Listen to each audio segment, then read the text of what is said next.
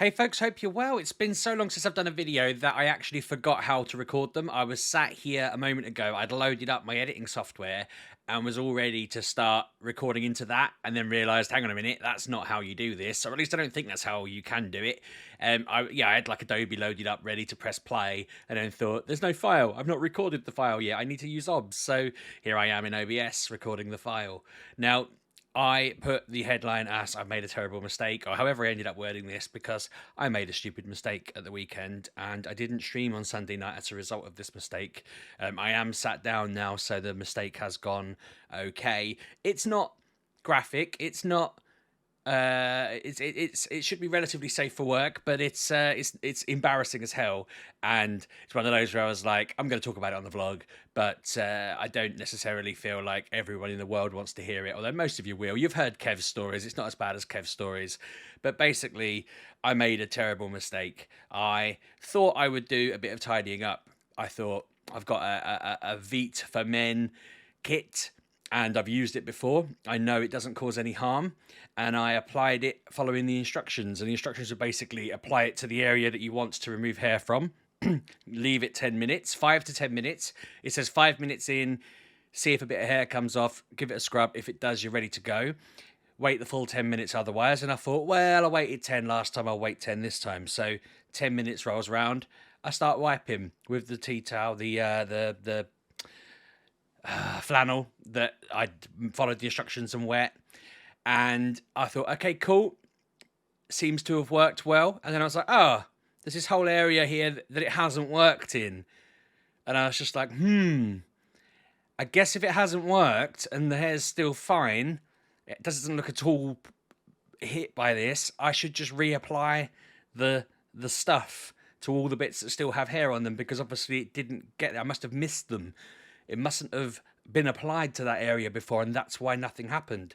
So I reapplied it, and then I waited another... I think at this point I was like, okay, we're at 7 minutes now, and I suddenly thought, oh God, I hope this doesn't cause me any problems.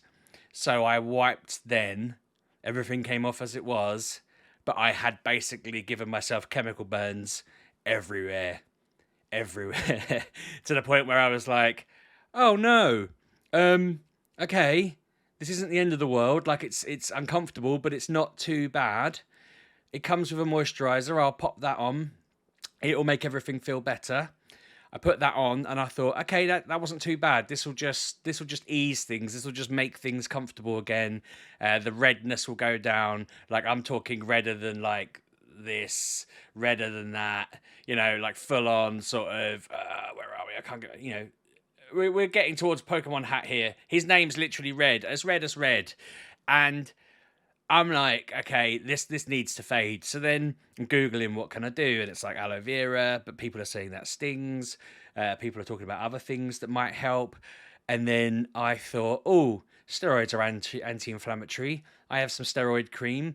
I've got this like cream that helps when my hands get a bit dry, or my elbows are getting a bit dry. I had like a cut on my foot that kept being funny. I put some of that on there, thinking that really heals things up nicely. I applied that, and let me tell you, I was talking. Well, I made a noise so high pitched that, you know, I've not been that high pitched since I was a child. Honest to God, it was agonising, and I mean, you'd have all thought I'd been, you know, breathing in helium. I think if I'd done a stream that night. So Claire came and asked me what was going on. I had to show her what had gone on, and she was just like, yikes, why have you done this? And I was like, I don't know, the impulse hit, really. I guess it was genuinely an impulse thing of just, I was looking for something in the cupboard and I saw the kit there and just thought, why not? Why not? I've had this kit for a while. I checked it was in date. I couldn't find a use by date on it. So that was a red flag in itself. And then, yeah, so I ended up sort of going downstairs, trying to sit on the sofa, finding it impossible. Went back upstairs, changed into some shorts, which in itself was very painful, and then went back downstairs and was just like laying on the sofa, trying very hard not to sit in the wrong position. Then I realised it was going to be streaming time later on, and it wasn't quite working, and I thought, no, there's no way I can sit on that chair. So I did my tweet, I tried various different solutions. I kept just putting different things on, and some of them would be fine, some of them would hurt like hell, and it seems to be going okay now. In hindsight, things have worked out well. Overall, it wasn't the worst experience. I definitely won't be applying things twice. Let that be a lesson to you all listening. Just you know, I think measure once, apply once would be the thing, or whatever the phrase is. Measure twice, apply once. That would have been a better solution. I don't think I'm ever going to do that again. I feel like I had a chat with Claire about alternatives. I may just pay someone to manage it with wax or whatever. I don't know. Just generally, I think people like Kev always mock me about my back being a little bit too hairy or whatever. I'm gonna have to get someone professional to just start doing that. I feel like it would be comfortable and nice to get it all sorted out over time. I like just taking care of myself, but not at that expense. It's not worth it. So yeah, sorry if that was too graphic. Hopefully most of you are still here. Most of you weren't eating breakfast. Hopefully some of you haven't put this on before bed and now you're laying there with horror pictures going through your head. Don't picture any of it. I want you all to be able to look me in the eye without having nightmares. So that was fun. Other than that, I mean, I have made some other mistakes lately. I'm feeling a little bit about the. I feel like the podcast I did, right? The episodes have been really good. Feel really pleased with the quality of the conversations that people have had with me, the information that people have shared. The whole kind of thing has been fun to make and fun to do, and I'd love to do more.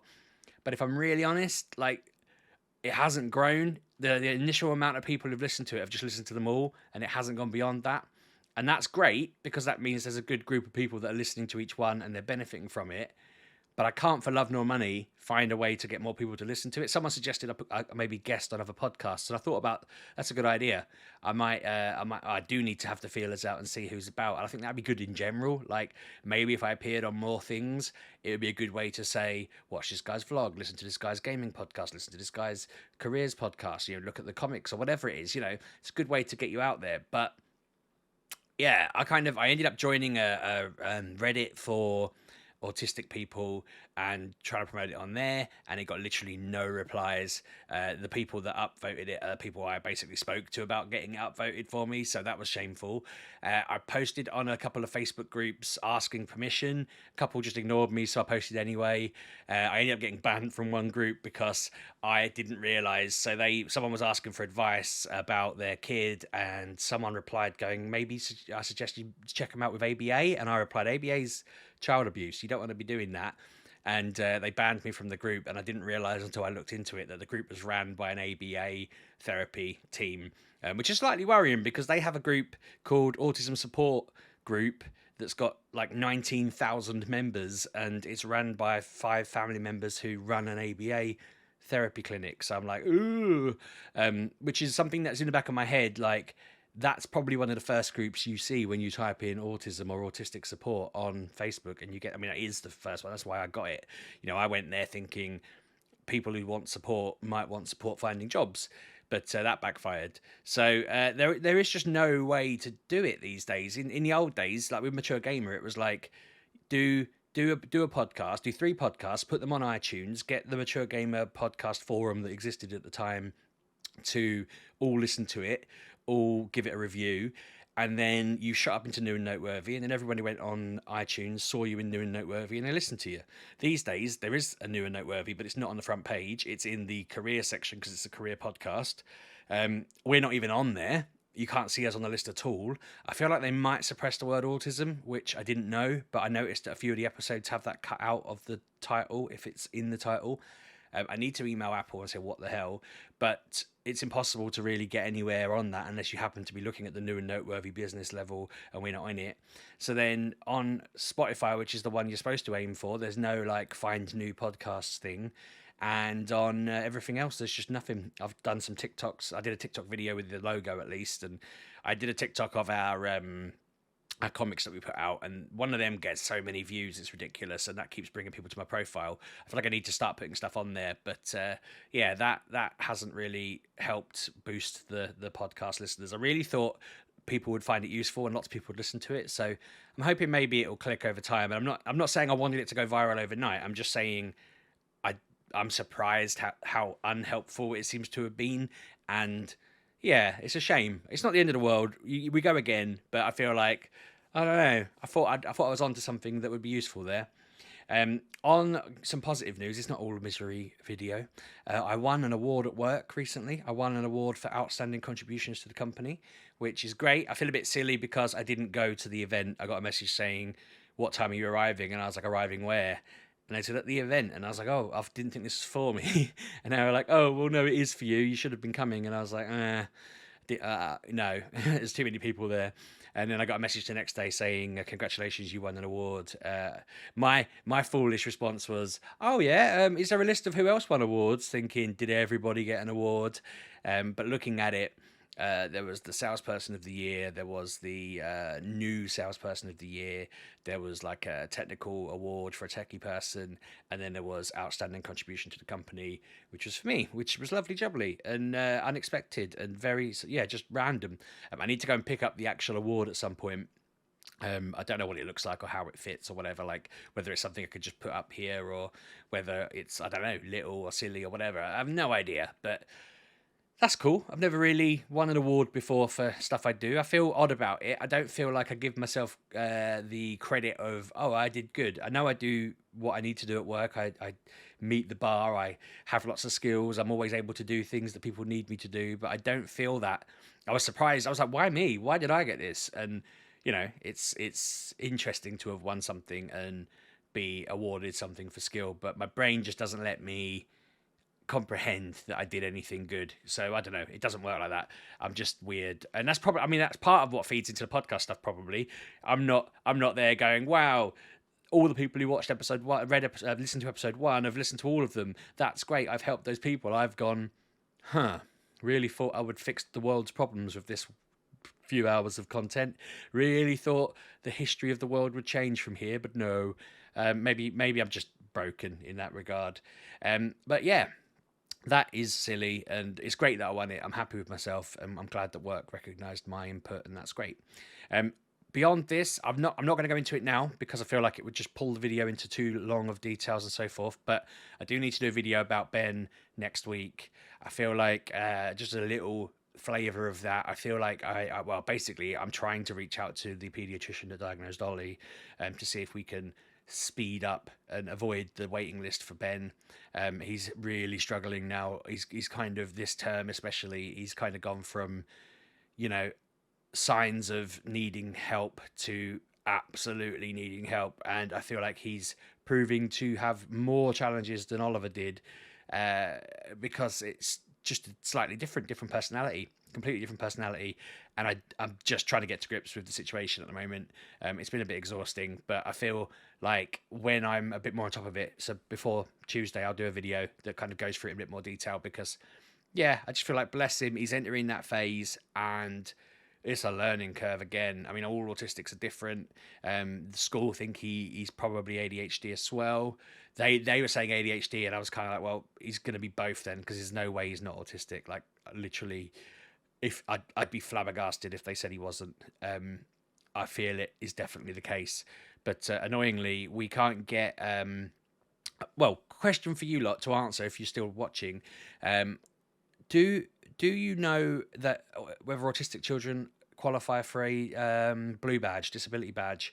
Because both Ollie and Ben, we really need one, and so we're kind of thinking if we can get one for Ollie while we wait for Ben to be properly diagnosed, that would help Ben as well. But when I tried to get one for Ollie before, they said he didn't qualify, and I don't really know what I'm supposed to do about that, but they both really need one, and it's getting worse because Ben's having his problems. It's kind of creating situations. But anyway, any advice on that would be great. Otherwise, yeah, I'm a fool.